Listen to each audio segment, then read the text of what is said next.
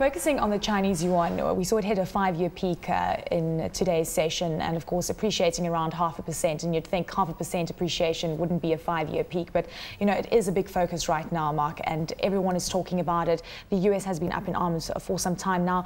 China is signaling that they are going to allow their currency to appreciate. Your view on what's playing out? Do you think it's all political talk, or do you think we could see an actual change?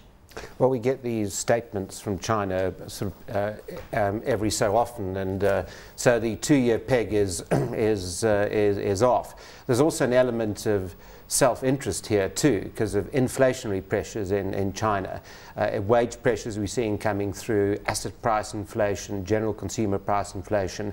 But the actual movement tells you that you're dealing with a rigged currency here, and that hasn't changed, and it won't change. The rand can move 4-5% in one day, and here we get news headlines that the yuan has moved, 0.4% type thing. So I don't read much into it. I think there is a bit of a political agenda, arguably. There's been quite a bit of saber rattling by the United States, but sort of particularly.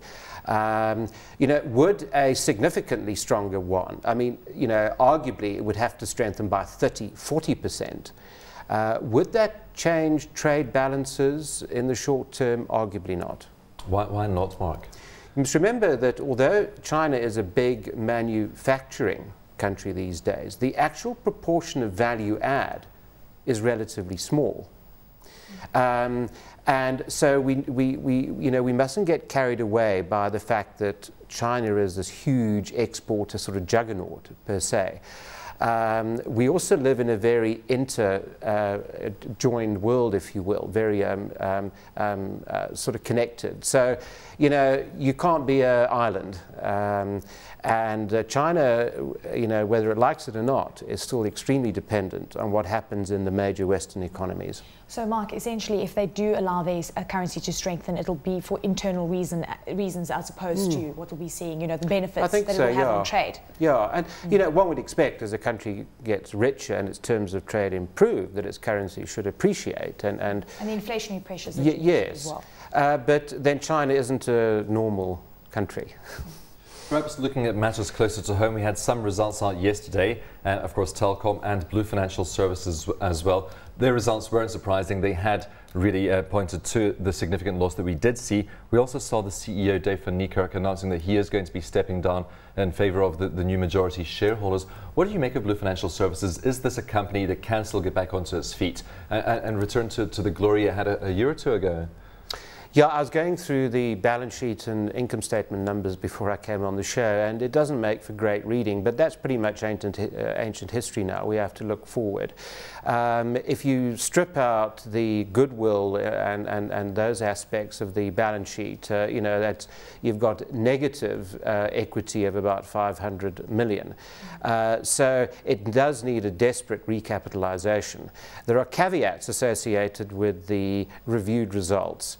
And also in terms of the rescue that is purported to be coming through. Again, that has caveats attached to it.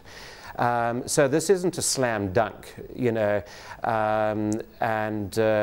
think the Blue is a very good object lesson in a company that by and large had a well-conceived strategy, was doing pretty well in fact in a number of African markets with high brand recognition.